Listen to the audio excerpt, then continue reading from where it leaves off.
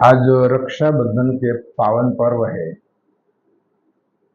और एक बहन के लिए भाई को जो संदेश होता है वो मुझे मिला। अद्भुत था। बहन का कहना है कि जीवन में चढ़ती पड़ती तो आएगी भाई, मान अपमान भी आएगा, सुख दुख भी आएगा, हर्ष शोक भी आएगा। वे द्वंद्व से भरी हुई जिंदगी में तो कैसे निर्द्वंद रह सके। एक तुझे खुद को बनाना है अपने जीवन को। किसी के प्रति हीन वृत्ति में अपना जीवन मत गंवा। किसी ने निंदा की तो प्रतिशोध की ज्वाला में मत जले। किसी ने स्तुति की तो उसके पीछे भी पागल तो मत करो कि उसकी तुम्हारे स्तुति की। जिसको जो करना है तो करने दे। तेरी दृष्टि तेरे लक्ष्य पर होनी चाहिए। जीवन में किसी को भी एक सरखा चलता नहीं है। चाहे राम आए, चाहे कृष्ण आए, चाहे जीसस आए, चाहे मोहम्मद आए, सबका जीवन में चढ़ाव उतार तो आया ही है। लेकिन मैं आज आपको कहना चाहती हूँ, मेरी बहन ने कहा कि तेरे जीवन में कोई भी घटना तेरे मस्तिष्क पर सवार नहीं हो जाए। मस्तिष्क को इतना ठंडा रख कि घटना आए और चली जाए। जिससे रोड पर कई वाहन आते हैं, चले जाते हैं, फिर आते हैं, फिर चले जाते हैं। रोड को से कोई संबंध नहीं, कौन वाहन आया कौन नहीं आया। साइकिल आई तो कोई हर्ष नहीं शोक नहीं, गाड़ी चली तब भी कोई हर्ष शोक नहीं। जीवन को तू ऐसा निर्मित कर, जो भी घटना आए सहर्ष स्वीकार कर, परमात्मा का प्रसाद मानकर। मैं नहीं कह सकते कि तू धन से भरा रहे, कोई भी भरा रहता है। प्रकृति परिवर्तनशील है, परिवर्तन तो आएगा ही। उसमें अपरिवर्तित परमात्मा में तेरा मन कैसे ठहरता है, ये महत्व की बात है। किसी के भी पास स्वास्थ्य कभी अच्छा हो ये भी संभव नहीं है। कोई मान सम्मान सदैव बना रहे ये भी संभव नहीं है। ये सब बदलता रहता है। ये अबदल में तुम्हारी यात्रा बदलता के साथ चले, वही महत्वपूर्ण घटना है। इसलिए मैं नहीं कह सकते कि तू सुखी हो जा, मैं नहीं कह सकते तू धन से भर जा, मैं नहीं कह सकते कि तेरे जीवन में सब जगह से खुशियां खुशियां मिले या तो सब जगह से तेरे मान ही मान मिले। ये नहीं हो सकेगा। ये नहीं होगा तब तेरा मन की क्या हालत होगी ये देखना। इसी का नाम जीवन है, इसी का नाम साधना है। अगर तूने ये नहीं किया तो करोड़ों धनवान इस देश में है, इस दुनिया में है, लेकिन फिर भी इतना अशांत है कि रात को चैन से सो नहीं पाता। हर समय हर आदमी तुम्हारी इच्छा के मुताबिक चले ये जरूरी नहीं है। तुम्हारा मन भी तुम्हारी इच्छा के मुताबिक नहीं चलता तो दूसरे का मन कैसे चलेगा। तो ये आकांक्षा के कारण तो सुखी हो दुखी मत हो। तेरे ही हाथ के नीचे कोई आदमी के कारण कभी हानि हो गई तो उदार मन से उसको क्षमा कर दे। काश तेरे हाथ से भी हो सकती थी, तेरे हाथ से नहीं हुई तो उसके हाथ से हुई। अगर तेरे हाथ से हुई होती तो क्या करता? क्या अपने आप को दंड देता, अपने आप को पीसता, दुखी करता? ये तो होता रहेगा। इस संसार में कोई चीज कभी भी स्थायी रूप में नहीं है, सब बदलती रहती है। आज जो तेरे पास है कल वो दूसरे के पास जाएगी, फिर तीसरे के पास जाएगी। विचार भी स्थायी नहीं है। उसी की भी अपेक्षा मत रखो कि मेरे विचार कायम बने रहे। नहीं, तुमसे श्रेष्ठ विचार करने वाले लोग इस दुनिया में और आएंगे।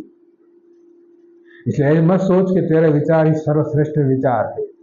कई बार विचारों से भी हम दुखी होते हैं कि मेरे विचार उन्होंने क्यों काटा, मेरे विचार को उन्होंने क्यों समर्थन नहीं दिया। कोई तेरा गुलाम नहीं है, सबका अपना अपना जीवन है। तेरे विचार को समर्थन देते हैं, उसका जीवन बनता है तो ठीक है, नहीं बनेगा तो तेरे विचार को तिलांजलि दे देगा।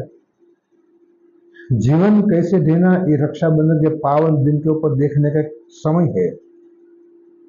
कोई बहन के प्रति तेरे हृदय में कुभाव नहीं होना चाहिए, न उत्पीड़ित की भावना होनी चाहिए। तेरे हृदय में सबके प्रति कल्याण की भावना होनी चाहिए, और वो कल्याण की भावना के लिए तेरे हृदय इतना पवित्र एवं साफ होना जरूरी है। जिसका हृदय ही मलिन होगा वो अपने बहन के प्रति थोड़ा शुद्ध हो सकते हैं, लेकिन दूसरे की बहन के प्रति क्या करेगा। जो मैं हूं, बहन ने कहा जो मैं हूं तेरे लिए, वही सब की सब बहन तेरे लिए होनी चाहिए। ऐसा नहीं कि एक बहन के प्रति प्रेम उभर जाए, दूसरे के प्रति निष्कृष्ट व्यवहार तो करे। तुझे कोई हक नहीं किसी को दुख देने का। और एक बात ये भी तो स्मरण में रख ले, किसी को दुख देने के लिए पहले अपने मन को दुख करने के लिए तैयार करना होगा। उसी के लिए तुझे ज्यादा दुख झेलना पड़ेगा, क्योंकि आयोजन बिना तुम किसी को भी दुख नहीं दे पाते हो। दुख देने के लिए भी रात भर तुम्हें जागना पड़ेगा। सामने वाला इतना करने के बाद दुखी हो कि नहीं, उनकी मर्जी। तुम लाख कोशिश करो, जीसस को क्रॉस पर लटका दो, मंसूर को जहर दे दो, सूली लटका दो, तुम्हारी मर्जी। कृष्ण से बाण से मार दो, लेकिन तुम उसको दुखी नहीं कर पाओगे, क्योंकि दुख ये आंतर मन का विषय है, आत्मा का विषय है। बाह्य घटना एक सामाजिक व्यवस्था है, उसके ऊपर तुम अव्यवस्थित करते हो। उसको जीवन को तुम छिन्न भिन्न करना चाहो तो कर सकते हो, लेकिन उसके आंतरिक मन को दुखी करने के लिए तुम्हारे पास कोई उपाय नहीं है। तो मित्र, मेरे भाई, तू क्यों किसी के मन को दुखी करना चाहे? तेरे मन को अगर कोई दुखी करता है तो तुझे पसंद नहीं है, तो दूसरे को मन अगर दुखी करने का तुझे किसने हक दे दिया? और न किसी की निंदा, किसी की प्रशंसा में अपना समय गवा। कोई कुछ कहा, कोई कुछ कहे, तेरी उसकी मर्जी, वो स्वतंत्र है। सबको विचार स्वतंत्रता थी और वाणी स्वतंत्रता इस देश में दिया गया है। तेरे लिए कोई भी कुछ बोले, उनकी मर्जी, तो उसको रोक नहीं सकता है। और तेरे रोकने से वो रुकेगा भी नहीं।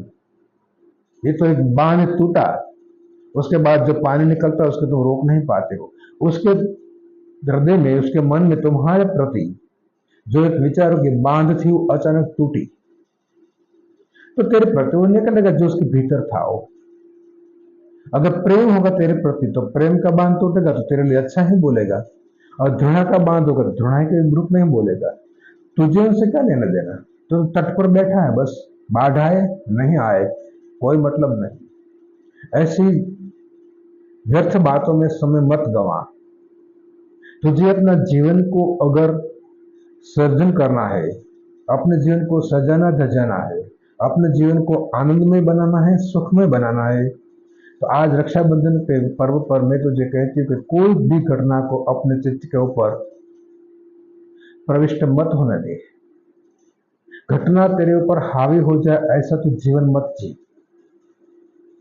घटना घटेगी, और हर बार तू चाहे ऐसी घटना घटे ये भी तो संभव नहीं है। तो जो भी आता है उसको परमात्मा का प्रसाद मानो, और उसको बोलो कि तू भेज दे रहा, मैं तेरे हर प्रसाद को सह स्वीकार करता हूँ। तेरी तरफ से निंदा आए तो ठीक, स्तुति आए तो ठीक, हानि आए तो ठीक, लाभ हुए तो भी ठीक, और कुछ भी नहीं हुआ तब भी मैंने अपने मन को ऐसा सजाया धजाया है, बस तेरे में ही, तेरी शांति में ही वो सदैव रहना पसंद करता है। जैसे रबर की होता है कि स्प्रिंग होता है, तुम खींचो इतनी दिनों अपने स्थितिस्थापक गुण को छोड़ देती है, फिर उसको तुम छोड़ दो, फिर अपने स्थिति में आ जाते हैं। ऐसे ही अपने जीवन में होना चाहिए। कभी कभार किसी ने थोड़ा बहुत को खींचा, बस थोड़े समय अपने स्प्रिंग लंबी हुई, रबर लंबा हुआ, फिर जब छोड़ दिया तो वहीं के वहीं। जैसे जीसस को क्रॉस पर लटका दिया, पहले क्षण तो जीसस बोल गए कि ईश्वर मैंने उसको क्या बिगाड़ा, क्यों लोग मेरे पीछे पड़े हैं, लेकिन दूसरे क्षण उसने स्प्रिंग को छोड़ दी। ईश्वर नादान है, वो क्या कर रहा है उनको पता नहीं, उसको तुम क्षमा कर दो। दूसरे क्षण पर वो मरियम पुत्र जीसस नहीं रहे, ईश्वर के पुत्र जीसस हो गए। अगर ऐसे तुम्हारे जीवन में घटना के प्रति एक अच्छे विचार के भाव से भरा हो, तुम्हारा मन अगर इस ढंग से जीता हो, तो तुम्हारी रक्षाबंधन नहीं, एक एक पल सार्थक होगी। अगर ऐसा नहीं जी पाते हो तो रक्षाबंधन, रक्षा तुम्हारा कुछ भी नहीं कर पाएगी, क्योंकि सजाना धजाना तुम्हें, रक्षा को नहीं। राखड़ी तो आपको एक निमित्त बनाती है कि अपने जीवन को तुम सजाओ धजाओ, और किसी का भी स्वास्थ्य सदैव एक सरीखा नहीं रहेगा। कोई आशीर्वाद दे दे ठीक है, उनके भाव था तुम्हारे प्रति तो, कि तू स्वस्थ रहे, तेरे धन धाम तेरे पास बना रहे, तेरे पास अच्छे मान सम्मान बना रहे। वो भी जानते हैं और आप भी जानते हैं आशीर्वाद से कुछ होने वाला नहीं है, क्योंकि घटना ऐसी विपरीत परिस्थिति में आ जाएगी, तब तुम क्या करोगे? आशीर्वाद थोड़ा काम करेगा। तुम्हारे सर्जित किया हुआ तुम्हारे चित्त तुम्हें अशांति की तरफ ले जाएगा, तुम्हारे सर्जित किया हुआ तुम्हारे चित्त तुम्हें अशांति की तरफ भी ले जाएगा, शांति की तरफ भी ले जा सकते। तुम अपने चित्त को कैसे तैयार करते हो तुम पर डिपेंडेंट है। अपने चित्त को अगर ठीक ढंग से ठीक समय पर ठीक निर्णय लेते हो तो निर्णय तुम्हारा नहीं होगा, परमात्मा का होगा। अगर ऐसा नहीं ले सकते हो तब तो कोई सवाल ही नहीं रहा। तो जीवन ऐसा जियो कि कोई भी घटना तुम पर हावी नहीं होवे। रक्षाबंधन का यही नहीं एक उद्देश्य हो सकते हैं कि ये रक्षा करते हैं तुम्हारे विचारों। तुम्हारे पास विचार ही नहीं हो तो क्या रक्षा करेगा। बाकी तुम्हारे जीवन में सुख दुख बीमारियां ये तो आएगी ही आएगी, उसी समय तुम कैसे जीते हो ये महत्व की बात है। तुम शांति से जी सकते हो, अपने जीवन को परमात्मा का प्रसाद मानकर जी सकते हो। तुम नहीं मानो तुम्हारी मर्जी, परमात्मा ने तुम्हें जीवन दिया है, तुम उसकी अवहेलना करो तुम्हारी मर्जी, तुम उसको प्रसाद मानकर उसको आदर से जियो तो तुम्हारी मर्जी। मेरी बहन ने शुभ संदेश मुझे दिया, मैं आप सबको दे रहा हूं। आपको कितना ग्रहण करना कितना नहीं करना है आप पर निर्भर है। मेहरबानी करके अपने जीवन को सजाओ धजाओ और अपने ही ऊपर कृपा करो कि अपना जीवन ऐसा निराला निरामय और शांतिमय हो। यही अपेक्षा के साथ आपसे विदा लेता हूँ।